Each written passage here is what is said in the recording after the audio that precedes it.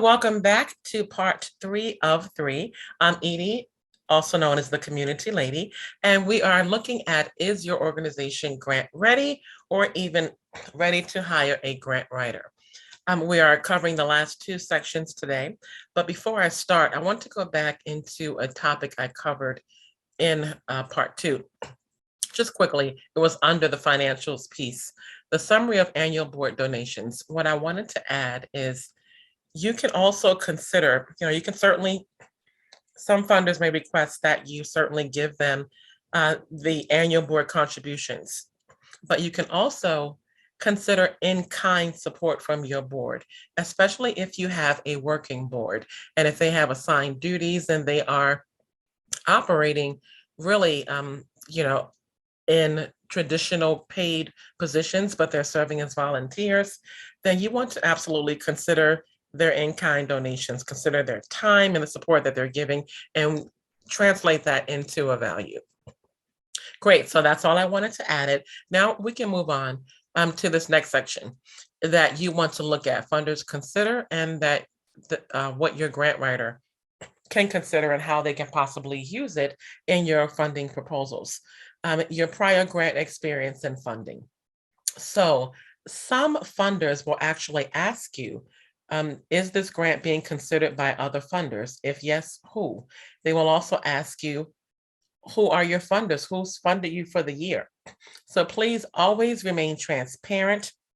Remember that not only is the world small, but the world of funders is even smaller, just as the world of community service providers. So just always be transparent and honest, and you will do well, you'll be fine.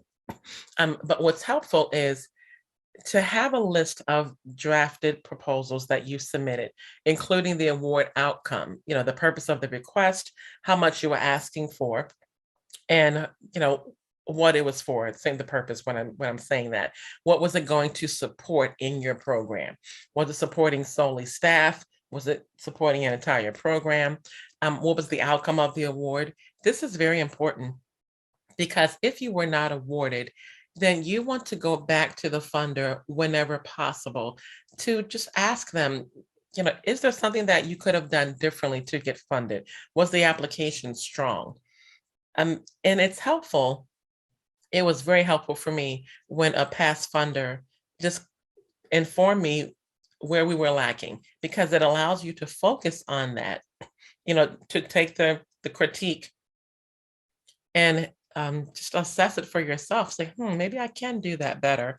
And then look at ways to do it better, whether it is connecting with someone who knows how to do it, learning for yourself, or just researching. But either way, you absolutely know what you need to focus on and what raised concerns or red flags.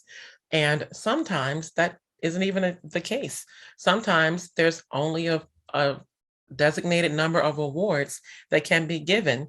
And although your proposal was absolutely wonderful, they were only making 2 grants and they received 25 applications. So keep that in mind. You don't have to always change your content, but when possible, you do want to know why a request was not funded.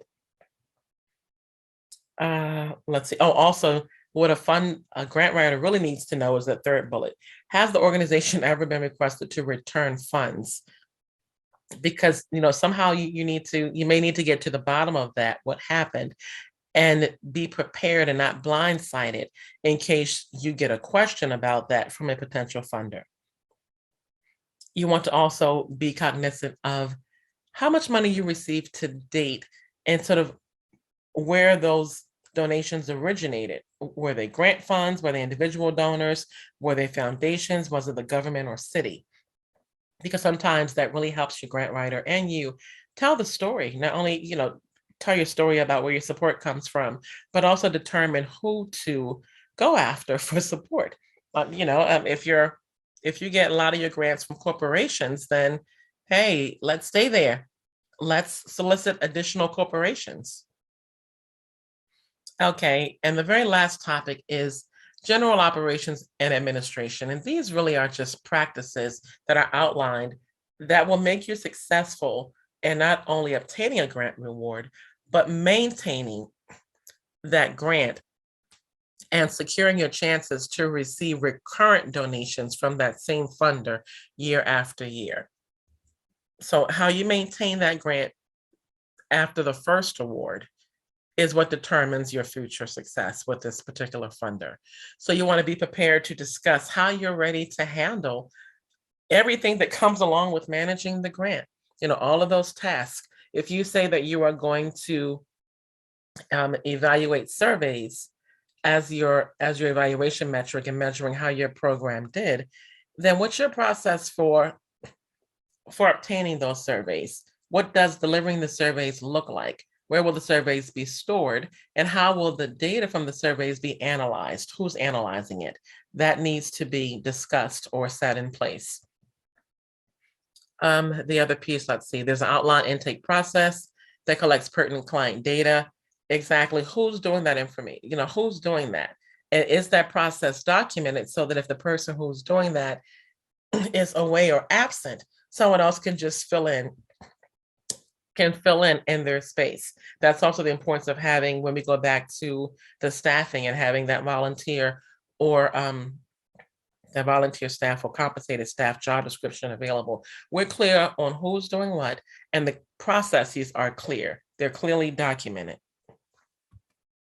Administrative protocols are in place to support program assessments and evaluation. We actually just went over that.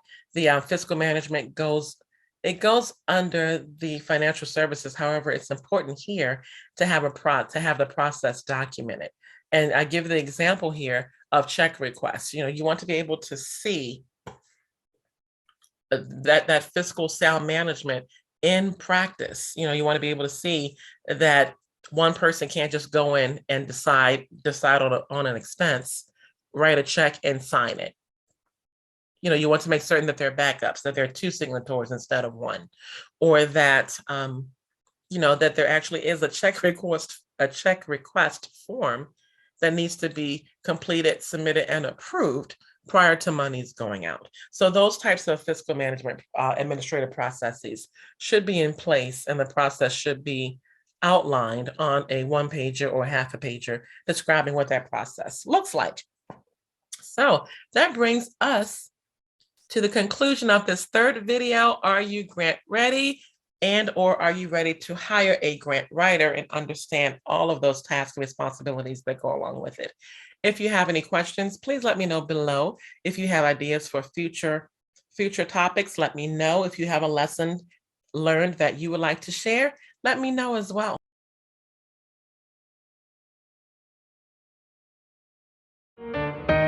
Working in community, no place I'd rather be.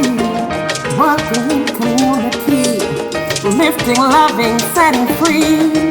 Don't know where